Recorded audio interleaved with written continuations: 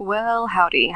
So this is going to be a run through of the tools that I actually use in Clip Studio Paint Pro, kind of from the assumption that you're new to using this program, using any digital art programs whatsoever, and using a tablet. Because specifically this is made for my friend Nat, who is new to all of these things, and it's not so much an art lesson or a full rundown of the entire program so much as a way to get started and use the things that I use so that all this bullshit isn't as intimidating when you're brand new. So I already have a canvas open here, but we'll start from scratch. Let's just assume that I didn't. I wanted to open a new canvas. Again, I'm going to be talking very much on the level of someone who's brand new to all these concepts. So have patience if you're a little bit more experienced, because this is not for you. Alright, so if I wanted to open a new canvas, if I didn't have this here already, I'm going to go over a lot of hotkeys because they're very convenient for me and I love them. Obviously, you could go File, New. I use Control N. Get used to your hotkeys, kids. You probably already know this one from literally any other program where you open editable documents of any kind. If the damn thing will catch up with me. There we go, Control N. So if you're just making like a character illustration or a splash page, anything that's just one singular image, like most of what I do, you want this set to illustration. I don't mess with all this other crap, honestly. I don't know anything about it. Don't ask me. You can change the file name now if you want, or later when you save. It doesn't truly matter. And here you have all of these lovely presets for the dimensions of your canvas that you're going to be drawing on. I don't really use them. I have it set in pixels to the size of canvas that's, useful for me and what I do for just little doodles of my characters to post on Tumblr and share with the world and get validation through notes. One thing I will say, you do want it set to 600 dpi for your resolution. A lot of these are set to 72 dpi by default. It doesn't affect your art process digitally, but you'll thank yourself for having it set to 600 if you ever decide you want to print something. So just do it. Just do it. I got yelled at by a friend who's in Dark Horse Comics when they tried to print off some art I did of their character and found out I had it set to 72. Anyway, you can see the preview here of what my canvas is going to look like, the one in the background that I've already got. I do have it set to this purple color. I highly recommend going ahead and setting things to a neutral tone so you're not straining your eyes staring at this white screen for hours doing your art. It's just easier to look at something neutral, any color you want. Kind of grayish over here in the gray space, the neutral zone. And then just go ahead and womp womp. It's just going to be easier on your eye organs, your face meat. That's just about all you need to worry about here. The only other thing I was going to point out is if you're setting the dimensions yourself, if it's easier for you to imagine the dimensions in other units like inches or centimeters, you can set that over here. That's all we care about on this menu. You click OK, bam, you've got a fucking canvas to work on. I don't need this one right now, so I'll close it. So you can see, just as a note, an asterisk up here, which means that there have been changes to this canvas that haven't been saved. That's your little hint if you're wondering if you saved recently or not. If there's an asterisk there, you need to save. Possibly, if you're thinking about saving and you're wondering if you did. So what we have by default is this paper layer, which is not editable. You see the red circle means I can't draw here. You can change that if you want to draw directly on it, but the paper is just there as a background, so you're not seeing this, the transparency background. That's just a mess to try to draw on. Don't ask me why. I do have an image that I'm going to draw on that's a paper sketch. I'm just going to ink over it. And it is convenient for me because my friend Nat that I'm making this tutorial for is probably going to be starting, and anybody who's brand new to tablets possibly, if you're used to paper sketches and you're not used to drawing somewhere that your eyes are not looking, you might want to start from paper sketches that you upload. But it's also convenient to teach you the transform tool. You can use Control T. That's T as in Tango to open the transform tool. You'll see the transform settings open up here for the tool once it's active. You have the ability to flip horizontally or vertically directly from here, etc. You can also rotate freely in here. If you are worried about your fallible human hands leaving it slightly crooked, if you hold shift, it will rotate by increments, like 45 degrees. I don't know geometry. I barely scraped through high school and I didn't go to college, don't judge me. You can resize it to fit the canvas because the boy was too big. If you make some changes that you decide you're not happy with, you can click cancel right here to close out. Or if you like it, click OK or just enter, because I like the keyboard. The keyboard is my friend. There's a very satisfying tactile feel to slamming keys whenever I want. Okay, so we have a boy. Let's say, what if my sketch was not all that clear and I didn't have as good an idea of where these lines are that I want to trace over when I get to inking? I can go do a bit with the levels, although brightness contrast is also an option. So if you go to edit, tonal correction, brightness contrast, you can go there and adjust the brightness and contrast of your image, kind of like when you're editing your selfies on your phone, as I do. Don't judge me. Level correction is a slightly more advanced tool that I won't super get into, but you can toy with it at your own pace. It has mid-tone, highlight, and low light sliders of some sort that don't make full, complete sense to me, but you can see that kind of pushing things around a little bit, I got clearer, darker lines here, so I can kind of more clearly see where the harder strokes were. And click OK on that. As I said, you could also just, if you're not ready to truly mess around with the levels tool because it's new, brightness contrast is always an option. Turn up the bright, turn up the contrast. Bam! Okay, so now we've got the boy. I can see the lines more clearly, but I also want to be able to see what I'm drawing on top of it a little bit better. So I'm going to lower the opacity of this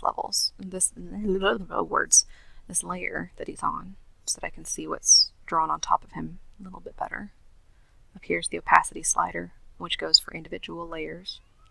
If I slide that down to, let us say, 30 at random, the only thing not random about that is that I need it to be in increments of 5 because I'll go insane if it's not. So we have it at 30%. We can see it, but it's a little toned down so I can see what I'm drawing on top of it.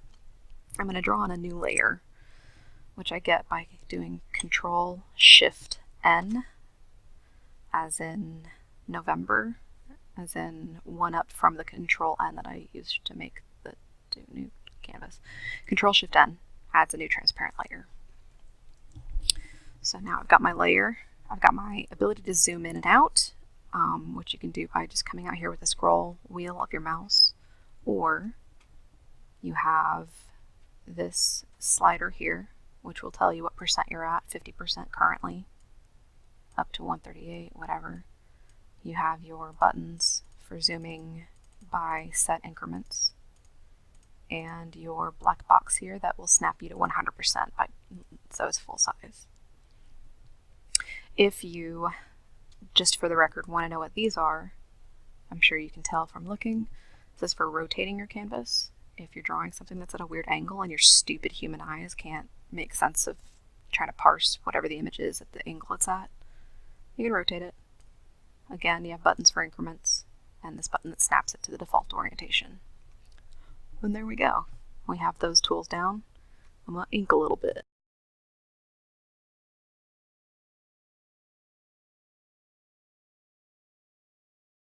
So if I've figured out the video editing software that I plan on using once I get this done, we can probably assume that I put all of that on fast forward. I'm pausing the fast forward to talk now. We'll see. I'm saying this now. We'll see if I actually get to figuring that out. So some facts about the tool that I'm using. It's located here under the pen tool that you can see over here, hotkey P. That hotkey P is shared by the pen and the pencil tools. So if you hit P, as in Papa, you're going to toggle between them. So you see pencil and pastel are two subtools of the pencil tool. Pen and marker are two subtools of the pen tool. I like using this marker that's not part of the basic package of Clip Studio Paint. This is actually a friend-in brush, which you can download. It costs a little bit of money, but they're totally worth it. There's so many brushes, I've barely scratched the surface.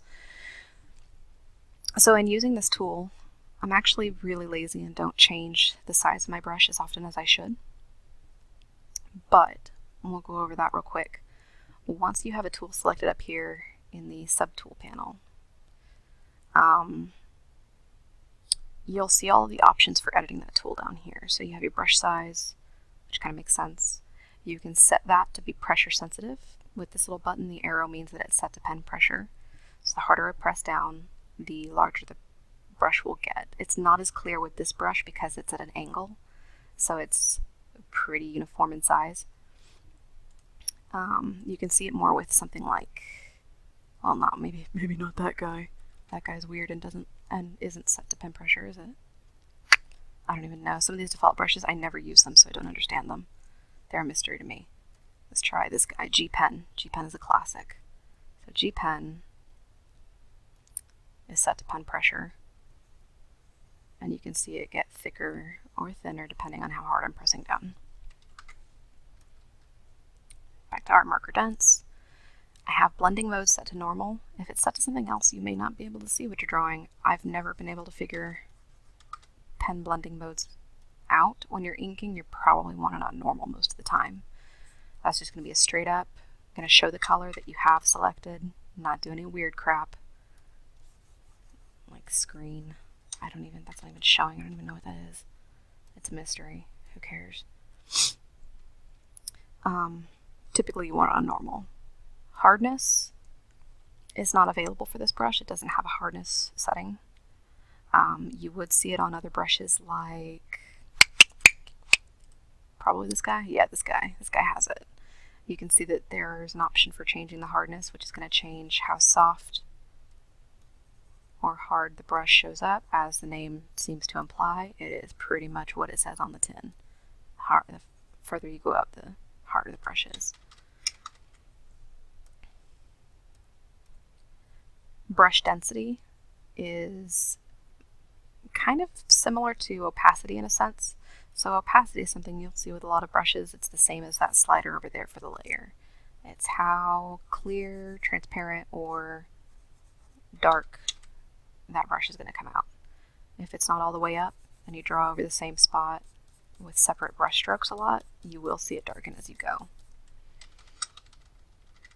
Control Z is your friend. Brush density kind of does the same thing. It's just called that for this brush instead of opacity, but it's essentially the same concept.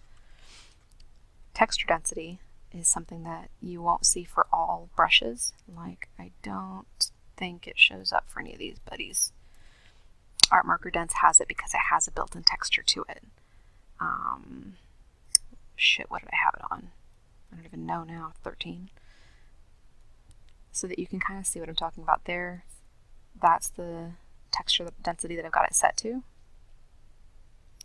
There's like a watercolor markery texture to it that increases the more I increase the texture density. You can see more clearly that watercolor texture showing up. But I like it fairly smooth because I use it as an inker. So I keep it pretty low. But that's personal taste. Experiment. Have fun. It's like you're in your teens again. Experiment with everything.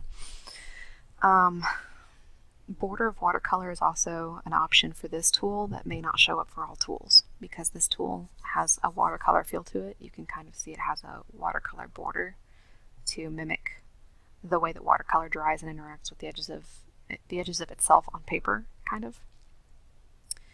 As I increase that, you'll see a much clearer border start to show up. Much darker and more intense. I tend to keep it pretty low. But you see it's almost like an emboss. Is that the right word? I don't know the difference. Whoop, nope. I keep that. Shit. Did I have it at 3? Well, doesn't matter. It should be fine.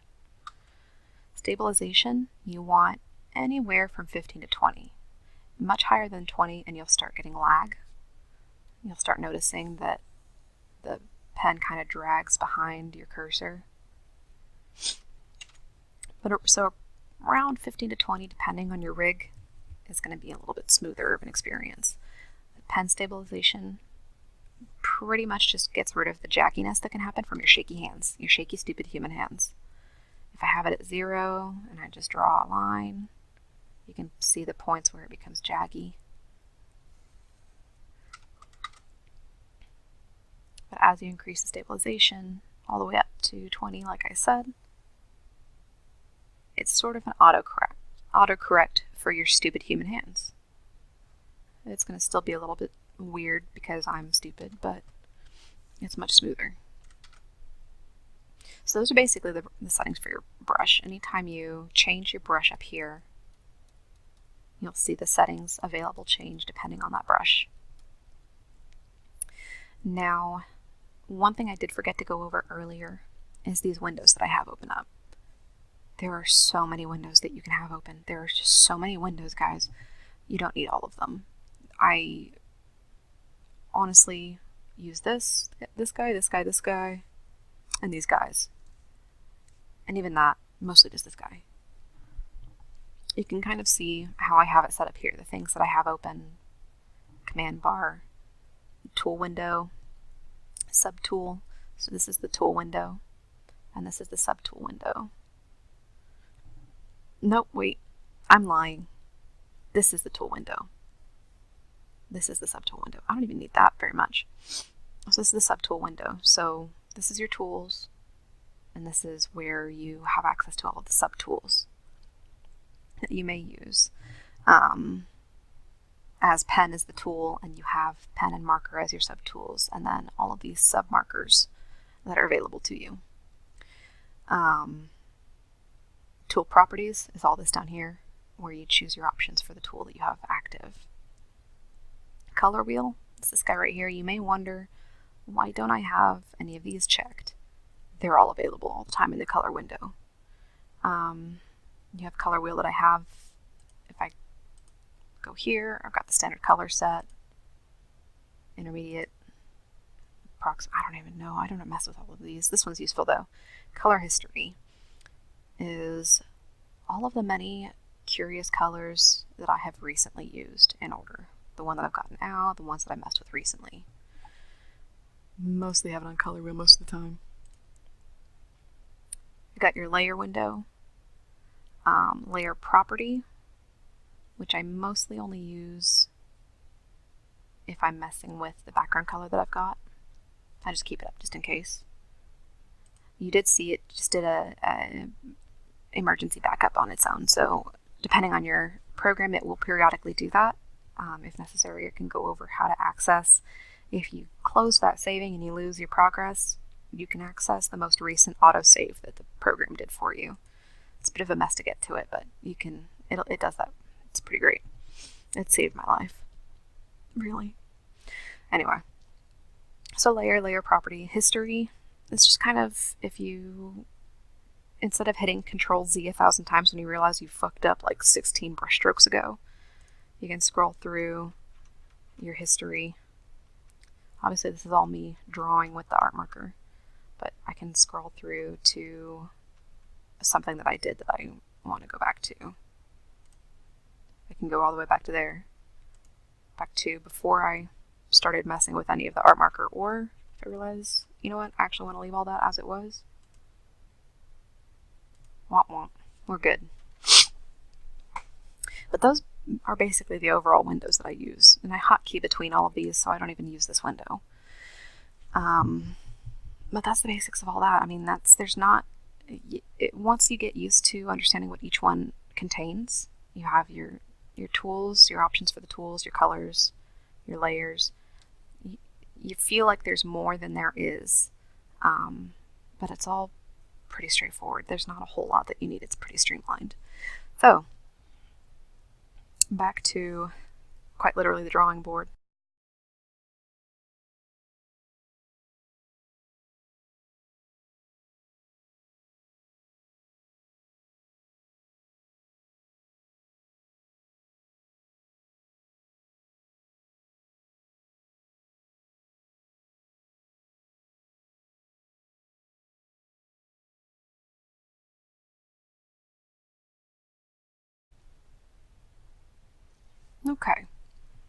So now I've got the lines down. I can go over here if I want to hide the sketch layer and just see my lines. So where there's an eyeball, there's a visible layer. Where there's no eyeball, there's a mystery. So by toggling that on and off, I hide or reveal, unhide the layer in question. So if I want this guy hidden for a bit so I can see just the lines that I made, go ahead and click that. I can see some spots that could stand touching up. Obviously they were visible even when I had it on the sketch layer, but they're more apparent, I think, whenever I remove that. So I'm not really trying to make this super clean, but clean enough for our purposes here. It can still be messy, who cares? So I'm going to use a quick method, because we'll go over coloring as well. I'm going to use a quick method to fill this with color, because one thing that you'll notice pretty quickly, so I want this to be my top layer because it has the lines. I'm going to add a new layer underneath for coloring. So whenever you do Control-Shift-New, the new layer is always going to appear on top of the one you have selected. So I click my sketch layer that's underneath, Control-Shift-New. We generated a new layer here. We'll go ahead and change the name. Colors with a Z because I'm feeling rad. 3 Z's because I'm feeling sleepy. Go ahead and change that to inks. Why not? I don't actually usually keep this good track of my layers, but that's besides the point. So, what I was getting to, this will be my colors layer. I'm going to draw underneath it. Your first instinct may be to, and I do this a lot, grab like a large pen tool, get it super big, pick a color, and try to fill in the lines like it's a coloring book. We'll go darker so you can see it against my background. And then at some point, you're going to go over, shit, oh well, I'll go over here, mess with this a bit, shit. It happens, right? Let me grab the color that I was on from the color history tab, because I just noticed a spot that I need to fix back here. So that's all well and good. It's kind of a pain in the ass to do it that way, because you're going to have to go back and erase all of the bits that you went over later, or just be super cautious and zoomed in and taking a ridiculous amount of time adding your colors. Or you can paint bucket that shit like it's MS Paint, you know? So we'll get to how to do that. If you've messed with MS Paint as a kid and creating masterpieces in that, you're familiar with the idea of the paint bucket. You're familiar with the idea that you need to close some motherfucking gaps if you don't want it to go everywhere whenever you use the paint bucket. So, we'll close a few gaps in my line art. Right here. Right here. Just keep an eye out. Tell me if you see one. It's a little bit easier here than in MS Paint because you can have like small gaps here and there. Like this one probably wouldn't cause me any problems. Because it's anti-aliased, there's probably like 6 pixels connecting those two that I can't see. But we'll do it anyway. Just want to prevent bleed onto the rest of the canvas. It looks like everything's sealed pretty well, at least as far as this overall image. So, we want to give him color. I'm going to start with the inks layer selected, even though I'm not going to be coloring on it. I may have made that jet out too far. I'm getting weird about my art now that people are going to be looking at me doing this. Womp womp. Fuck it, leave it, don't care. So we want to select the area we're going to be filling in. So W, as in whiskey, phonetic alphabet, that's your magic wand tool. It's a selection tool. You have several selection tools available. Clicking M will get you over here to your marquee tools. If you want to manually lasso or point by point do a polyline selection, if that's how you feel like doing it, that's how you want to live your life, Control D to deselect. You have your selection pen, which isn't too bad. You can even make it pressure sensitive if you want it to taper. You have your selection pen eraser. Get rid of bits of the selection pen you regret. That's all well and good if that's how you want to live your life. Or we can just hit whiskey, hit W, use the magic wand, start selecting some shit. Anywhere that you just kind of roughly select around the area. You don't have to get too perfect. Just kind of get most of the major spots until you see these marching ants lines around most of your image, but not around the border of the whole canvas, indicating that you've accidentally selected the canvas, which means you have some bleed somewhere. You gotta close up some pixels like you're in motherfucking MS Paint. So we just have him selected. If I come over to the colors layer, pick myself a nice gray, and try to fill it in now, deselect, you're going to see like there's some weirdness to it. It doesn't go everywhere. It's not underneath the lines. It's kind of odd looking. We can fix that. We got this. I missed a spot. What? Get that guy. Oh shit. I'm on the wrong layer. Wrong layer, Kronk. Why do we even have that layer? Actually, hot tip. No, I'll get to that. Never mind. It's not a good tip right now. So we have everything selected. We need to make it so it kind of goes under the lines and fills in the whole of the image and doesn't have these weird gaps in it. Blah, blah, blah. Selection. Expand selected area. You don't need a whole lot. 2 pixels ought to do it. Click OK. And you see a lot more of him is selected. It got underneath most of the lines. More importantly to me, it kind of went out into the middle of this outer outline, so it'll look more naturally like the color belongs underneath the lines. It goes a little bit underneath them without going over. There's still some spots that aren't fully selected, but that's where we can get that marquee tool involved. Grab the lasso, just lasso up those little stray motherfuckers. Where else we got some? Who else wants to die today? We're gonna go cowboy all over this motherfucker with the lasso tool. I am a loose cannon cowboy living on the edge. Anyway, it's late. It's 2 a.m. Don't fucking judge me. Okay, so we've got him selected pretty much to a silhouette. Now we can fill in that color. Go back to our color layer. If you want to do the paint bucket tool, it's actually going to be hotkey G as in golf. Now G is shared by a couple of tools. So there's gradient, hit it again, and I have paint bucket. I don't know why G goes to paint bucket. Don't fucking ask me. So making sure that I'm on the colors layer and I'm not on the wrong layer, Kronk. I go ahead and fill that motherfucker while it's selected like that. Control D is in Delta to go ahead and deselect. That looks pretty good. So we've got one solid color. Now, Drew, you may be asking, if you are new to art programs and all this bullshit, what if I want more colors on there? Do I have to go and repeat this process in small chunks to slowly fill in bits of like where it's going to be different colors? Aren't his horns like a dark purple? Doesn't he have some like white teeth going on? I got you. So this is where layer masks and clipping is going to get involved. So I want a new layer. Control Shift November.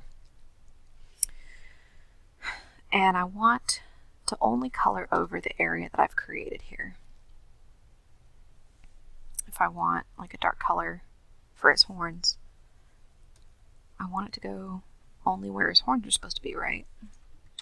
Not go over the color, over the lines, which is how I always did coloring books as a kid because I just don't have that kind of coordination, my friends. So hitting this button, and I'm pretty sure it's also controlled. No, I'm not sure what the hotkey for that bad boy is actually. Whoa, that's my screen cap program. Good to know. This button here, clip at layer below. If someone can tell me what the hotkey is for this motherfucker, I would love you forever. But you can click it. Clip at layer below. You see that it indents a little bit with this red line. So it means that this layer is now dependent on this layer. It will only show any content that I put on this layer wherever the Venn diagram of it and this layer intersect. You understand? We'll get to it. All right. Hotkey B or Bravo is, because I'm going to one of these tools, I'll go over it real quick. It's a few different tools. You have your painty tools, your watercolor paints, your oil paints, India ink. These brushes are meant to simulate wet media. So that's one of the tools that's linked to hotkey B or Bravo. Hit it again, and you get airbrush is one of the other tools that's linked to that same hotkey, and that's what I'm going to be using. So airbrush, kind of pretty much what it sounds like. You're familiar with the concept. Look, you can even get it like super scattery, like in MS Paint. Back to the olden days. I'm going with the soft brush right now. Got it in this dark, vivid purple color. Hardness, I don't care. Wait, let's soften that up. Not that soft. That soft. Because I don't want to mess with this layer right now, I'm going to be doing things entirely on top of it, and I don't want a wrong layer cronk my ass again.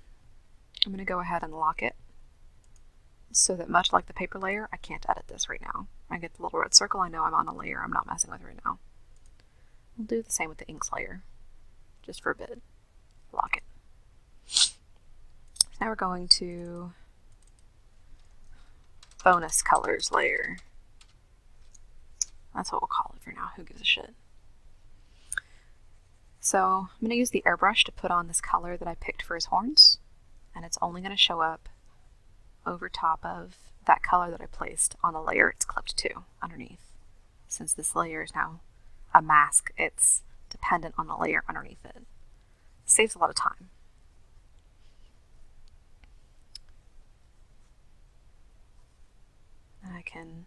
Here's a fun trick. Let's say I want to erase a little bit, but the eraser tool's kind of got hard edges for what I'm doing here. I want it to be more uniform and soft like the edges I've got here. So you have your color selections down here. This is technically also a color you can select, transparent. So whatever tool you're using can act as an eraser by setting it to transparent instead of a color. So I have my airbrush set to the transparent swatch down there, and it will basically erase instead of drawing, but using the same tool settings and textures as the eraser brush, or the airbrush that we know and love, instead of that hard-edged eraser I was messing with earlier. So that's pretty fucking handy. Handy dandy. It's also, you can use it to kind of erase if you went over the lines. But here's a neat trick that I was using before I figured out the lines trick. Unlock. Back to colors. Let's say I went over here and I want to erase, but I don't want to like accidentally erase into the lines and get rid of stuff that I want there. Hotkey U for uniform is your lines and shapes and what the fuck ever else tool. Your figure tool. That's what that's called. Thank you. Grab the curve tool, set it to transparent, get it a pretty decent size. Click and drag. Shape it how you want it. And erase what's left. You've already neatly cut out the part closest to your lines. That's just an idea. That's what I was doing before I figured out that I could just do this stupid fucking fill trick. Shout out to my best friend for teaching me that, and that I was being an idiot. Thanks, son. She didn't say that. I'm just extrapolating that information. I'm actually gonna, while I'm here, fill in some of these bits where you can see I didn't fully select. It happens. I can fill them in with any color I want, basically. The color that's on top is what's going to be seen. No kitty. Get out of my life. So, we can go ahead and continue. You see that some of the lines kind of got lost here. I can fix that if I want by making the inks layer. We can change its blending mode. So you have a lot of different blending modes. Experiment with them, figure out what they all do. Just mess around for a while until you start to understand what each one does. They all really start to fuck with the way that your coloring works. I'll give you an example here. Right now we have the shade of purple that I selected appearing as the shade of purple that I selected upon the canvas, exactly as I planned it. But what if we changed it to the screen blending mode? The fuck is that? What if we changed it to pin light? Okay. It probably becomes more apparent. New layer.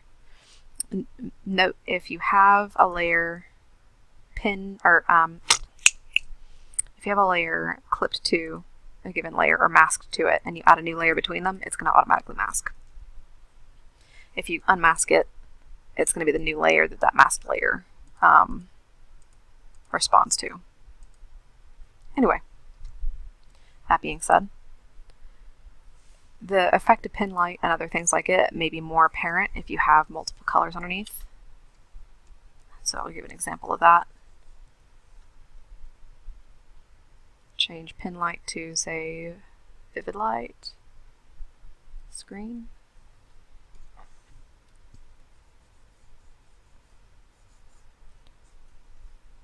Oh, here's a fun one. Add glow. Anyway, let's undo all that shit. Just experiment with it. Kind of get a feel for what each one does and which ones you want to use, which ones work for you. Multiply is a common one that's used for shading. And it's what I'm going to use for shading here in a little bit. And it's something that you can use if these lines are kind of dark, or kind of blending into the darkness of the background color that I've picked there. I can make them pop a little more by setting them to multiply. So multiply basically causes a color to dynamically darken depending on the colors that are underneath it. So it makes the lines a little bit darker, a little starker, and you can see my line work up top better. I'll lock that bad boy again. So let's add some more colors. Let's say, because he has spots, let's say for his spots I want to go, what tool do I want? Go back to the right layer, reselect the color that I'm using. The eyedropper tool is hotkeyed to I as in India. I don't know about all tablets. I have a Wacom tablet, Wacom, however you pronounce that. I don't give a shit. It has a button on the side of the pen that I can use to just eyedropper, which is very convenient for me. We'll use this tool. So this is B as in Bravo underneath my oil paints. It's a pretty textured dry brush, which I don't know. At this point, I don't know which ones are default tools and which ones are added by Friendin. I don't even have all of the Friendin brushes on here. I have a drop in the bucket that is Friendin on here. And it's fine. So I'm going to actually make these spots larger.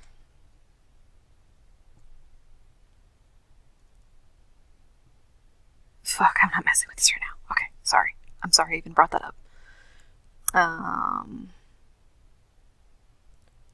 Make that bigger. Say I want this color.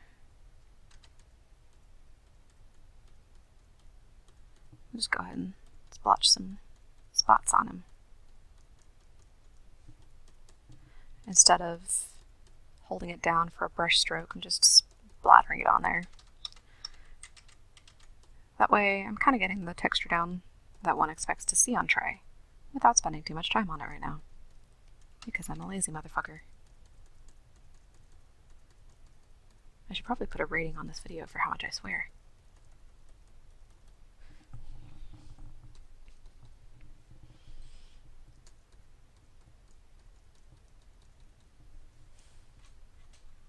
That'll do for now for spots. I mean, they're all kind of, because I'm not doing them by hand, they're all going to be kind of the same texture from that brush. But again, I'm just doing this as an example. We'll go ahead and add some other colors to him. Get his luscious lips in. No, don't like that. Let's do it this way. So you have your color wheel. You may be familiar with this concept. You can slide it for the hue.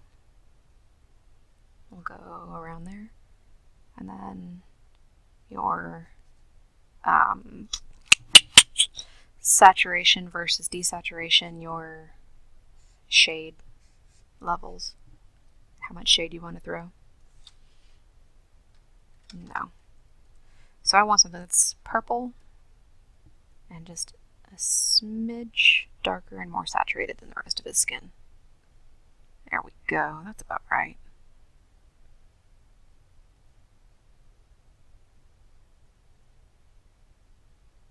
And fill that in.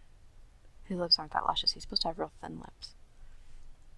I'll go for more purple for where his tongue is probably back there. Eyedropper tool to grab that color again, clean up my mistake. Get some white for the teeth. Actually, I don't go straight white. You see.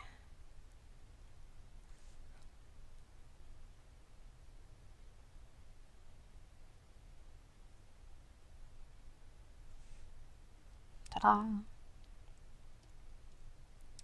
Just going to fill in a few more colors here just to get it down, and then we'll move on to some other parts of the process of creating a picture. Got his gold jewelry.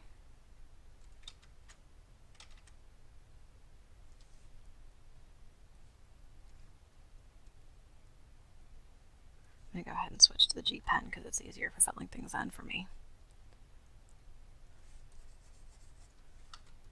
Let's make that a little less saturated.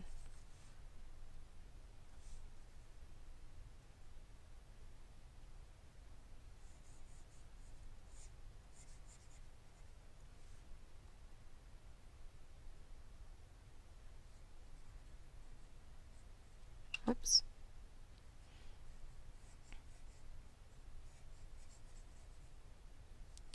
I've got all these colors filled in. I kind of want to fill in a different color right here, but I don't want to mess with trying to stay inside these lines that I just fucking filled. So, I'm going to create a new layer underneath it. So, only the bits that aren't covered up. And so, this bad boy's going to cover up a lot of that, so it won't go over. I'll go with like a cream color. Who knows? As you can see, I'm drawing wherever I want, but it's only going to go where the gray was underneath and where the purple is not on top. Layers are my friends. They're my only friends sometimes. I'm joking. Nat, I know you're going to be watching this because I'm making this video for you. I do love you. Fill all that shit in. Erase. Erase. God damn it. Damn it, Stella. Okay. Erase that little bit right there. There we go. We have the flat colors down. We want to shade a little bit. Although, I also kind of personally, just for personal reasons, want to make like a little bit more like a little realistic looking skin. Where it's just me. I don't know, there's just always something to me about non-human skin tones looking weird. They feel slightly more realistic if you add, even if they don't necessarily have red blood, which I don't know if Tree does or not. I hadn't thought about it. Just a little like slight faint blush to parts of them. Very faint, very soft, very soft. Anyway. Nope. Tone that down. I can go ahead and merge these to the layer below because I don't need any of that solid gray that was down there. Although it may be a little dark. Wah, wah, wah. I may want his base gray a little lighter. I'm going to unlock it. I'm going to grab that gray. I'm going to ramp it up a few levels. Control Shift New. Make a new layer that's clipped to it. G again for my bucket. Fill it in. Ooh, too light.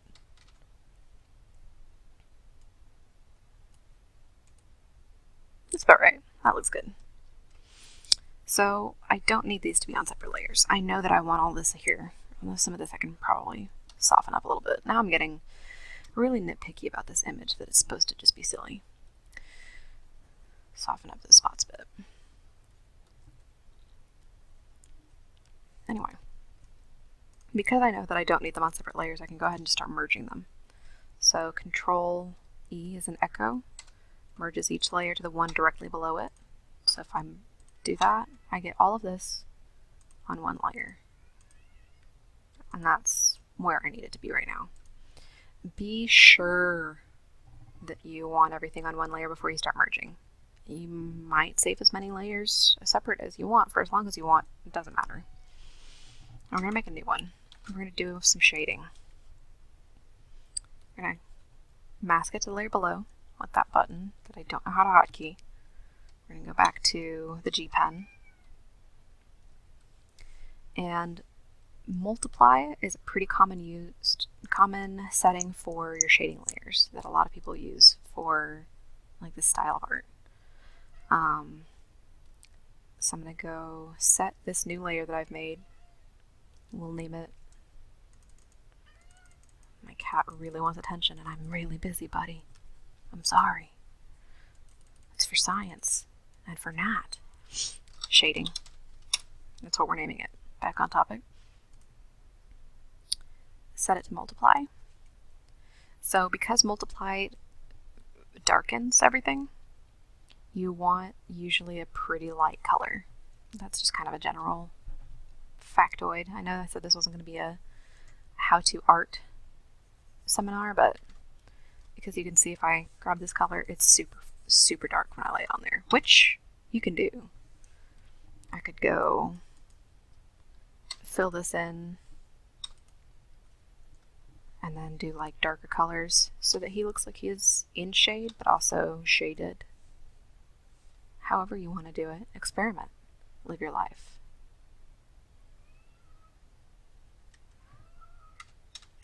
For now, I'm just going to do simple shading. I usually go kind of a red color, very, very light, maybe a little lighter than that, almost white, way up in this corner.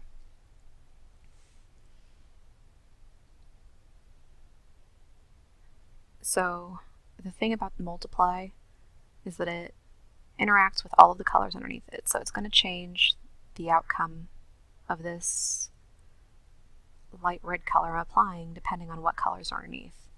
So you keep all of those textures that you've created, all of those color changes that you've set up.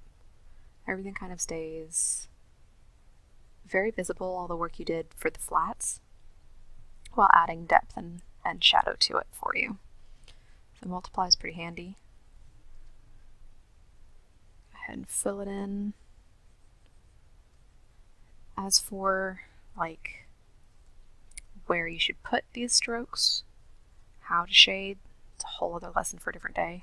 I'm not even thinking about it very much right now. So they're kind of like my default spots where I always put this shit. And define the nose and whatnot.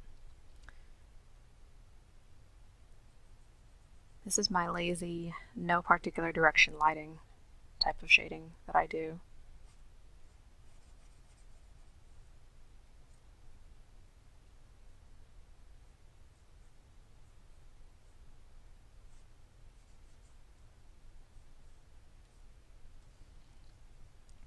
So I want some spots to be a little darker.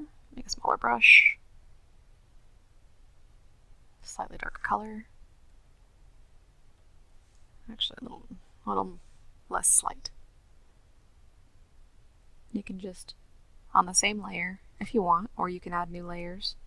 Note that if you make a new multiply layer, it's going to combine with the multiplier layer underneath, so it may be even darker. So a lot of my multiply shading is all in one layer.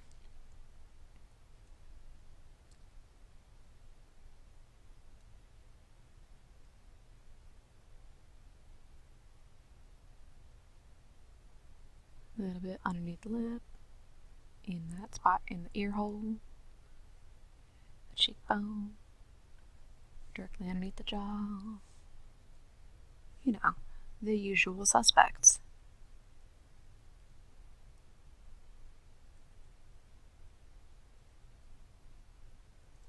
We can go even darker. I usually stay pretty desaturated though. I don't want it to get ever super red because it's going to start to look odd. But there are some spots that are going to be even darker, like right here. And this whole side of his face probably. His ear.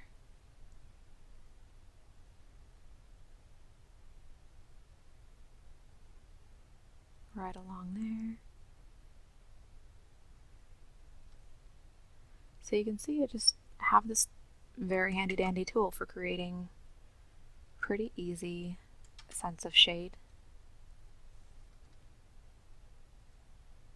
once you get used to these different blend modes, it starts to become more natural, and you have a lot of tools at your disposal for kind of creating a fully fleshed out image that has everything. So, fuck, I just lost the one color that I wanted. Set it back to normal. This is my process all the time because I forget about that fucking color history thing.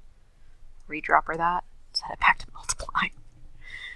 I never claimed to be the smartest or the most efficient artist. Okay, so we have some shading. And if you wanted to at this point, you have like lots of options for creating lighting to kind of spruce it up some more. Like a trick that I use a lot is clipping another layer here using just straight white on a normal layer. Outline something.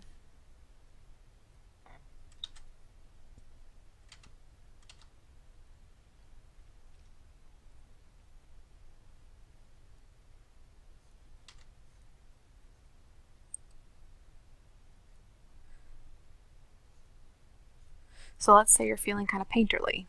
You want to blend all this together a bit more. So one of the brushes that I kind of brushed over, pun unintended, I just realized I was setting it up accident. One that I kind of like glossed over earlier under B is our oil paints here. So a lot of these, like the oil paint brush, this one probably has, yeah, it has what I want. You see these other options that are now available on this one. Amount of paint, density of paint. I'm going to turn those down a bit. Color stretch. These are fascinating new concepts, aren't they? So this is a tool that's designed to dynamically blend color with anything on the same layer. So let's say, let's go to my color history here. This really dark shade, or the mid-dark shade. I have it selected. With amount of paint and density of paint kind of low, I'm going to start, you're not going to see much change here, but you see what the texture it kind of does is this bad boy kind of creates a painty texture by dragging and interacting with all of the other colors on that layer. It doesn't mess with the colors underneath. You will note that like anywhere it's transparent, where there's not any color on this layer, these spots are transparent, it kind of just goes straight to the color. But wherever there is an existing color, you can start to make them interact with each other with this brush. Pull in bits of it, change the texture, make it brushy. Make it look like an oil painting, that's the whole point. My friend and brushes have something similar that I like to use. Where did I put it? Maybe I haven't imported it on this computer. I haven't painted much on this computer. Well, for another time then. But yeah, the more you increase these settings, the more you'll see the color you have set currently show up on its own, being strong and independent when you start painting. The lower they are, the more you're going to have to swirl the brush around to make that color appear, because it's going to start instead drawing in from all around it. So I usually keep them pretty low because I really love that texture.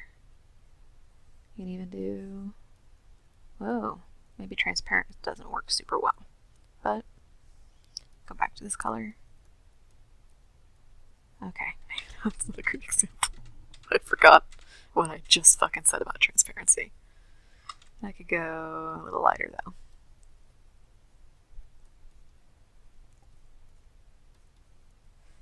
So it's a method of blending. For this part, I just kind of want to soften it.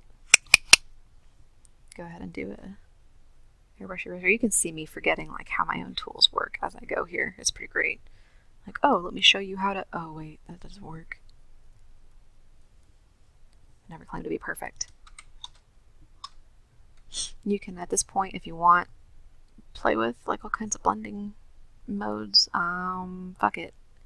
Let's say screen. If I wanted to pick a mid-tone, do some screen here. It's something that kind of lights up anything underneath.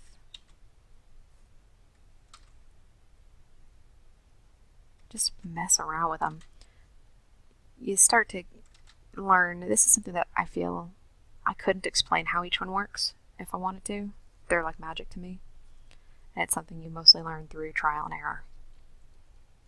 And just figuring out which ones you really like and want to find an excuse to use. That's all it is. Find an excuse to use the blending mode that looks really interesting to you. One more that I will touch on for bringing colors together as a neat trick is, fuck it, I'll put it over the whole image, I won't clip it. Overlay. I'll set this layer to overlay. If I want to bring all these colors together and make them kind of blend with each other, let's say I do want it kind of brown. Usually with overlay you're going to go with kind of a mid-tone, like kind of more or less dead in the middle. I'm sorry, I say you're going to do that. That's a personal preference. It's up to you. I'm going to go ahead and fill. Actually, we'll set this back to normal so you can see. Fill. Just straight up color. Set it to overlay. That's pretty intense, right? But we can drop it down, say 50%. And it kind of gives everything this gentle hint of that one color. So everything kind of pulls together and fits each other better. You can drop it down even further. You can, one tool I use sometimes, there's a much better noise filter on Photoshop because this one is black and white for whatever reason, but it's still fun. Draw Perlin noise. Drag the scale down real low. Make it like static. Overlay. Drop it down a real low opacity.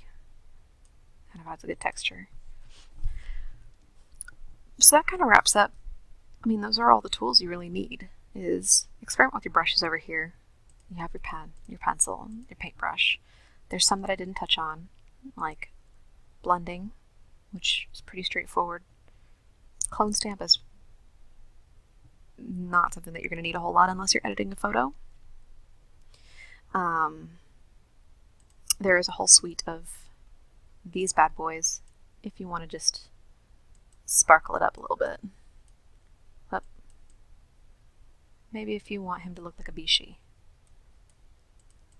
You've even got some of this going on. This is a program that is very much suited for if you want to make manga. All you really need to understand to like stop feeling overwhelmed is these basic menus. Is you have your tools. Most of these you don't need that much. You probably won't use these stamps very much for the actual artistic process, just as what's the word I'm looking for? Like post-processing for fun effects. If you decide to get into it, I don't use them. But you have the eraser, you have your brushes, you have your marquee, and your selection tool. One thing I didn't get into is for if I want to move them around. That might be a good thing to know. There's like several different tools for selection, and they all seem really redundant to me. I use this one. If you hit K as in kilo, is your hotkey for it, and this is going to be your move layer. It'll move the whole layer, and you can select multiple layers at once with a shift click. Same as when you're selecting files in your documents. You can move them around. Whoops, might as well select inks too. Forgot. It's still locked. You can see me remembering how life works in real time. But I can move them around the whole canvas if I wanted to adjust his position. Another, save your life from your own fallible human hands moment. If you don't want him to drift down when you're trying to move him left, as it were, you want him to move straight along a single axis at a time, hold shift and then drag. And it'll move him one axis at a time. Usually.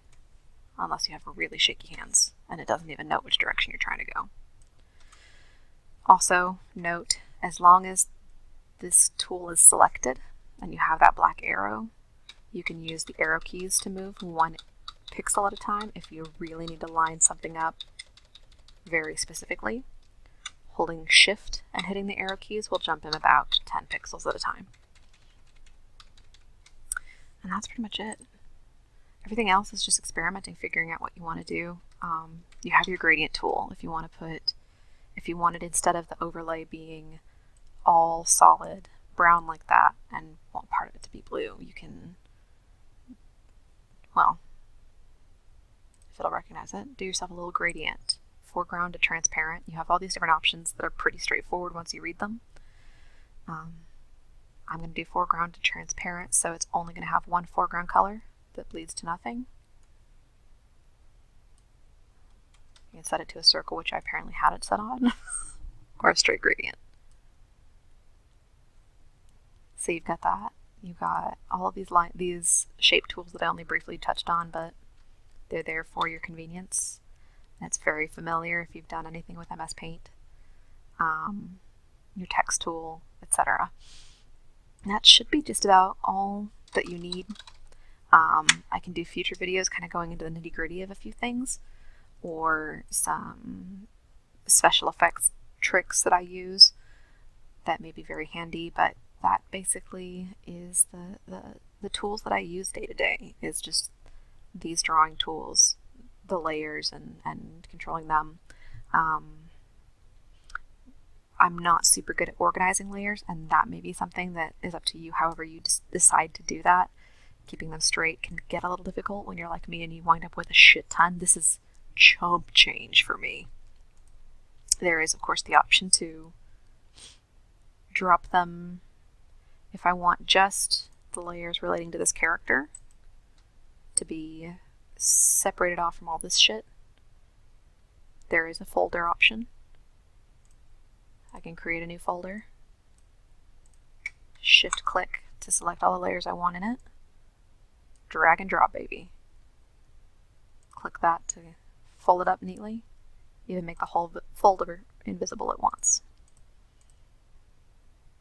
Or locked at once. And that's pretty much all you need to know starting out. If you have any questions, hit me up. This video sucks, but I did my best. I've never recorded myself making a video before. Oh, I didn't even think about the fact that you've probably seen some weird shit going on in Discord this whole time. But yeah, hopefully that helps. Let me know if you have any questions, and I can maybe do more videos in the future that are hopefully a little bit more professional and smart sounding than this one. But good luck starting out. Don't get overwhelmed. It's not as much as it seems.